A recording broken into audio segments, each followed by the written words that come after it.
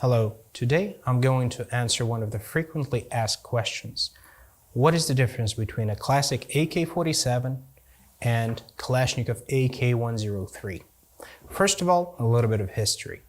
AK-47 went into mass production in 1949, and until 1959 the first generation of AKs was produced in Izhevsk at what now is a Kalashnikov factory. Since 1959 to 1976, the second generation of Kalashnikov was produced. It was AKM, weapons just like this one. From 1974 until now, the third generation of Kalashnikov is being produced. It's AK-74 and AK-74M. Looks roughly the same, but it uses a small caliber high velocity 545 round. And then we have a fourth generation of AKs, so-called AK100 series, and the most famous representative of AK100 series is AK103. So we have to understand that we are basically comparing the first generation to the fourth generation. And it's been over 70 years of constant development, testing, and every day our factory is trying to make our weapon better, more reliable, more durable. So let's go into some details and see what the actual difference is. First of all, we have to look at the muzzle device. Keep in mind that the standard AKs didn't have any type of muzzle device until 1965. And even after 1965, for a long time, a standard and very primitive slant brake was used. In this particular case, on AK103, we're talking about a hybrid device. It is a muzzle brake, compensator, and flash hider. So it minimizes the flash, reduces the muzzle climb and felt recoil. When experienced shooter is shooting AK103, most of the time you can't see any muzzle climb at all. With this hybrid muzzle device, you tame the recoil almost to the level of 5.56, but you retain the power and the penetrating capabilities of 7.62x39. One of the major differences between AK-47 and AK-103 is the technology of barrel production. On the AK-47 and AKM, button rifling was used, which is a very popular, traditional way to manufacture barrels and make the rifling inside the barrel. For AK-103, different barrel manufacturing process is used. It's cold hammer forging, which is right now is basically an industry standard all over Europe, US, and it's also the method that, in our opinion, gives us the greatest productivity and the precision measurements of the barrel. Cold hammer forging ensures excellent dimensional accuracy and surface quality. Also, because the barrel is forged, at the end of this process you have a better grain structure of the metal, which makes the barrel more durable. And multiple tests that we did always show that the quality of the barrels is very high. For example, one of the tests that we did was shooting 1,400 rounds continuously. 1,400 rounds, it's more than a lot of machine guns can take, but the barrel of AK-103 never gave up and the weapon kept shooting. The chrome lining inside the bore ensures that the barrel will never rust, even if the soldier is unable to clean and maintain it according to the manual. The next feature we need to look at is the polymer handguard. Just like pistol grip and stock on AK-103, it's made out of glass-filled polymer. So compared to the wooden handguard that we're more used to on AK-47, this particular handguard, it doesn't crack, it doesn't catch on fire when you're shooting a lot. It doesn't shrink after being submerged into water, including salt water. It's lighter, it's more durable.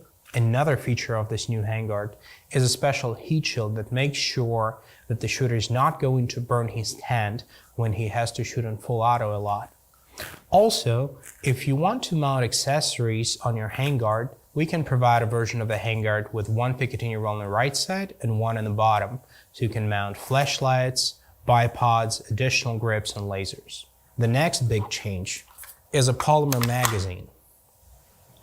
Unlike metal magazines of the previous generations. The polymer magazine is lighter and more reliable.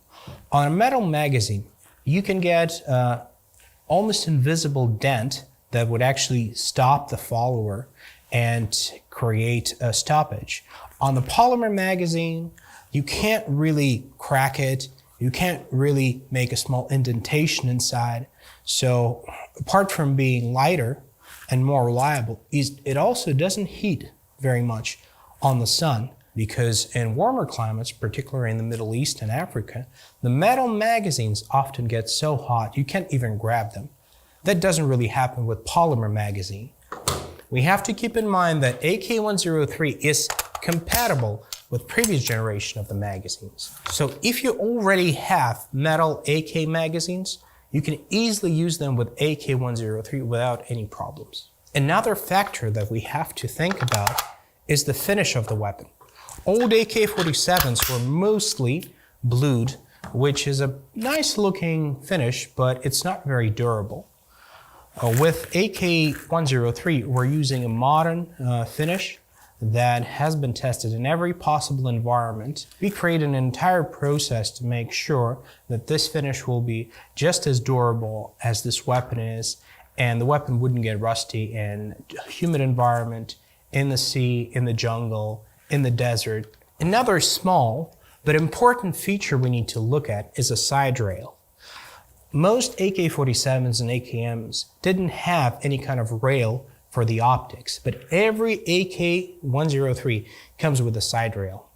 All you need to mount an optic is a side mount that we can provide, and with a side mount you can have a red dot sight or a reflex optic, you can have an optical scope, you can have night vision or thermal imaging equipment. Also, side rail is a very reliable way to mount optics. You can put it on, take it off, and you won't have to re-zero the weapon. The next feature we need to look at is a folding stock. All AK-103s have a folding stock that folds to the left side. To open it, you just need to push this little button.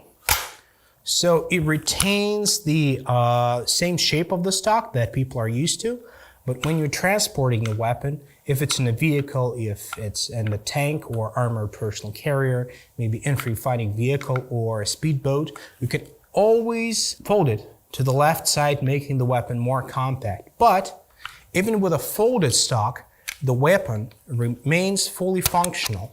You can still operate the safety, you can charge it, you can unload it. So the stock does not interfere with the normal functioning of the weapon. Just like pistol grip and handguard, the stock is made out of glass-filled polymer. It's much more reliable compared to the wooden stock. It doesn't crack, it doesn't really break. We did all kinds of drop tests, dropping this weapon on concrete from different heights, and this particular polymer buttstock was always the most reliable option we could find. Compared to AK-47 variants manufactured from 1949 to 1959, AK-103 is significantly lighter. There is nothing unnecessary about this weapon, so any soldier could use it. So for its caliber, it's pretty lightweight. For AK-103, we're also offering GP34 underbarrel grenade launcher. Caliber is 40 millimeters. It mounts here under the barrel, and you can engage targets with grenades up to 400 meters. Overall, AK-103 is a very good basic rifle. Reliable in every possible environment, accurate, dependable, and very durable. AK-103 continues the legacy of Kalashnikov and combines legendary reliability with the features necessary for a modern infantry rifle.